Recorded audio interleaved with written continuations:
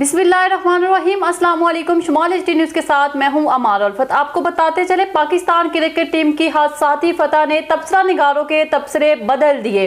कल तक टीम को बुरा भला कहने वाले आज कसीदे पढ़ते नहीं थकते।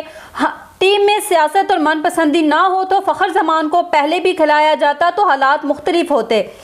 फ़खर जमान ने 11 छक्के और चौके मारकर तेज तरीन बैटिंग करके अपना आप मनवाया और कुदरत भी मेहरबान नजर आई। डॉक वर्थ लूज मेथड के तहत पाकिस्तान 21 रन से जीत गया, लेकिन पिछली कारकर्दगी को भूला नहीं जा सकता, जिसकी वजह से आज भी अगर मगर के साथ सेमीफाइनल की उम्मीदें कायम हैं। और साथ ही फ़खर जमान के लिए पीसीबी ने 10 लाख रुपए इनाम का ऐलान भी कर दिया।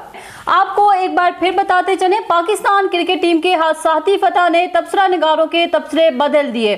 कल तक टीम को बुरा भला कहने वाले आज कसीदे पढ़ते नहीं थकते। टीम में सियासत और मनपसंदी ना हो तो फ़खर जमान को पहले भी खिलाया जाता तो हालात मुख्तलिफ होते। फ़खर जमान ने 11 छक्के और चौके मारकर तेज तरीन बैटिंग करके अपना आप मनवाया और कुदरत भी मेहरबान नजर आई। डॉक वर्थ लूज मेथड के तहत पाकिस्तान 21 रन से जीत गया, लेकिन पिछली कारकर्दगी को भूला नहीं जा सकता, जिसकी वजह से आज भी अगर मगर के साथ सेमीफाइनल में उम्मीदें कायम हैं। और साथ ही फ़खर जमान के लिए पीसीबी ने 10 लाख रुपए इनाम का ऐलान भी कर दिया।